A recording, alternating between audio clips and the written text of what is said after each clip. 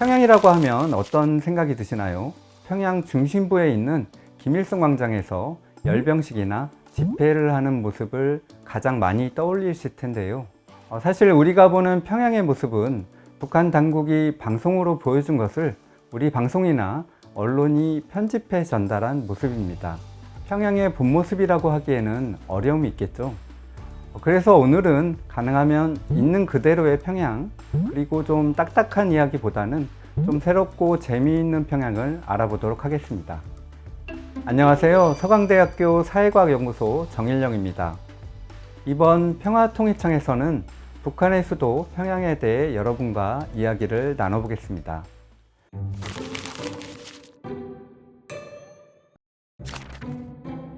아시다시피 평양은 북한의 수도인데요. 평양의 면적은 서울의 3배 정도로 상당히 큰 면적을 가지고 있습니다. 다만 인구는 300만 명 정도로 국제도시라고 하기에는 밀집도가 높지는 않습니다. 우리가 역사 시간에 배운 것처럼 평양은 한반도 북반부에서 가장 큰 도시로 정치, 경제, 문화예술의 중심지였던 고도입니다.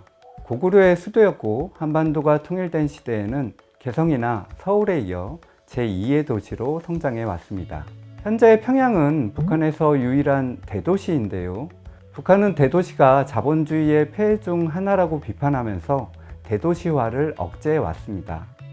100만 명 이내의 중소도시를 여럿 개발하는 국토개발 정책을 펼쳐왔는데요. 다만 평양만은 북한을 대표하는 국제도시라는 이유로 특별히 대도시로 개발된 것입니다. 저는 인공위성 지도조 구글어스를 통해서 평양을 자주 방문하는데요. 생각했던 것보다 평양을 자세히 살펴볼 수 있습니다. 인공위성으로 평양을 보면 서울과 비슷하다는 생각이 많이 드는데요. 서울이 한강을 중심으로 발전한 것처럼 평양도 대동강을 중심에 두고 남북으로 도시화가 진행되어 왔습니다. 북한 국보 1호가 평양성이거든요. 평양성은 대동강과 보통강으로 둘러싸인 요새입니다. 이 평양성으로 둘러싸인 중구역이 평양의 핵심 공간이라고 할 수 있습니다. 지금도 평양의 중구역에 북한의 상징 공간과 권력기관 그리고 경제문화시설들이 밀집해 있습니다. 평양의 행정구역은 19개 구역과 2개 군으로 이루어져 있습니다.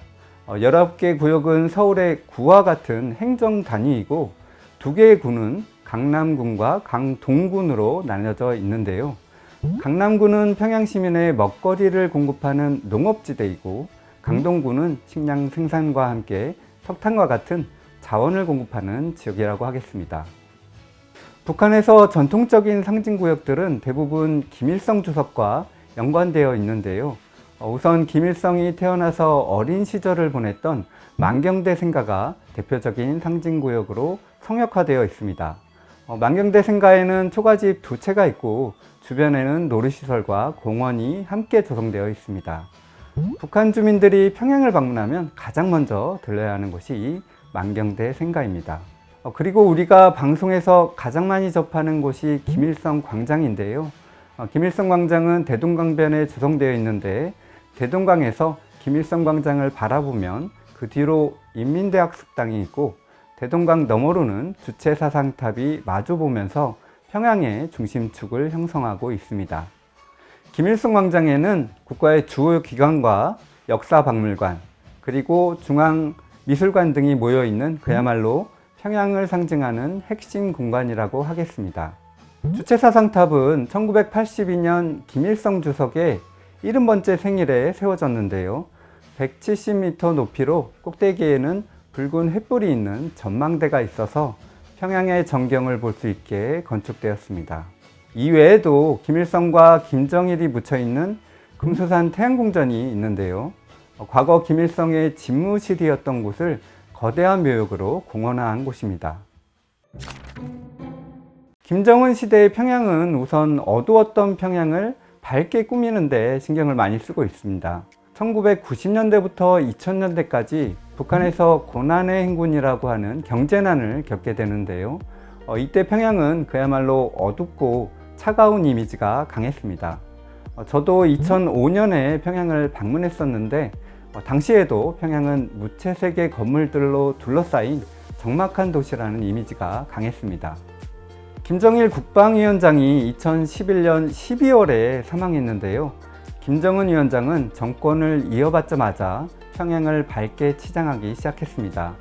우선 밤을 밝히는 조명들이 주요 거리나 공간에 배치됐고, 무채색이던 건물 외벽에도 유채색을 입히면서 이전보다 밝은 모습으로 변하고 있습니다.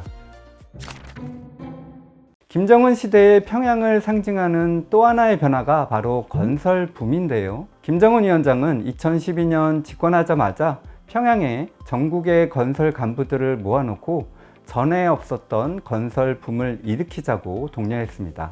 김정은 시대의 건설은 대부분 평양에 집중되어 있는데요. 평양을 먼저 온 사회주의 성경으로 만들자는 게 북한의 계획입니다. 이전 시대의 평양 건설이 개선문이나 주체사상탑처럼 거대한 상징물을 건설하는 데 집중했다면, 김정은 시대의 건설은 고층 아파트 거리와 유이 오락시설을 건설하는 데 집중하고 있습니다. 고층 아파트 거리로는 대동강변에 건설된 미래과학저거리가 대표적이고요. 평양 북쪽의 화성지구에서는 매년 1만 세대의 살림집이 건설되면서 고층 아파트가 들어서고 있습니다. 김정은 시대의 평양은 엄숙한 수령의 도시라는 이미지보다는 즐겁고 행복한 도시라는 이미지를 강조하고 있는데요. 그 중심에 유이 오락시설이 있습니다. 특히 김정은 시대가 시작된 2010년대에 평양에 능라인민유원지와 문수물놀이장, 그리고 평양동물원과 자연사박물관 등 새로운 오락시설들을 건설하거나 리모델링 했습니다. 경제도 안 좋은데 무슨 오락시설이냐고 생각하실 수 있는데요. 북한에서 지방 주민들은 평양을 마음대로 갈 수 없거든요. 보통 지방의 간부들이 국가 단위 행사가 있을 때 평양을 방문하게 되는데요.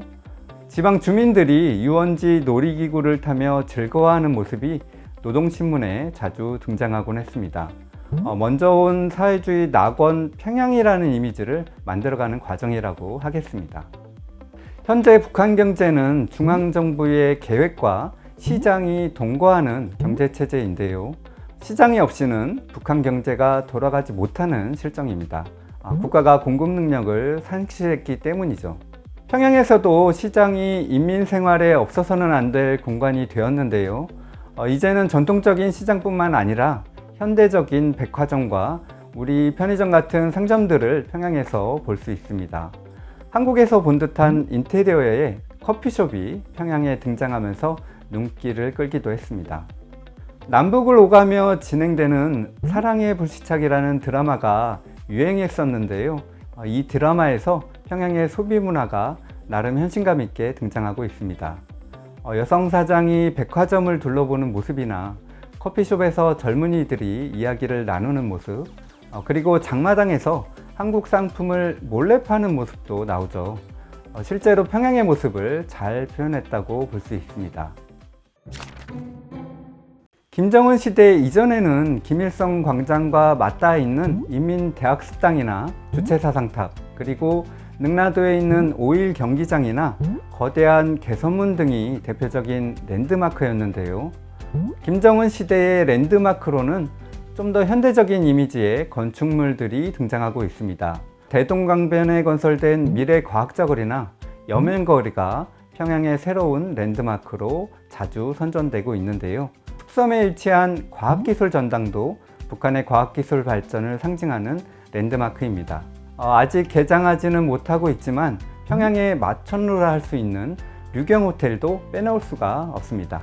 마지막으로 랜드마크라고 할 수는 없지만 저는 대동강이 그 자체로 평양을 상징하는 의미가 있다고 생각하는데요. 서울도 한강이라는 자연경관이 서울을 더 아름답게 만들어 주잖아요. 평양도 대동강변의 다양한 경관이 평양의 딱딱한 이미지를 좀 더 부드럽게 만들어주는 역할을 하고 있는 것 같습니다. 북한은 한국전쟁 이후로 전시에 준한 사회통제체제를 구축했는데요. 북한 사회통제체제의 핵심은 수직적인 통제와 수평적인 이동을 억제하는 데 있습니다. 북한 주민은 자신이 태어난 시나 군단이 행정구역에서 다른 지역으로 이동하는 데 제한을 받는데요. 국가나 직장의 허가를 받아야만 이동할 수 있습니다.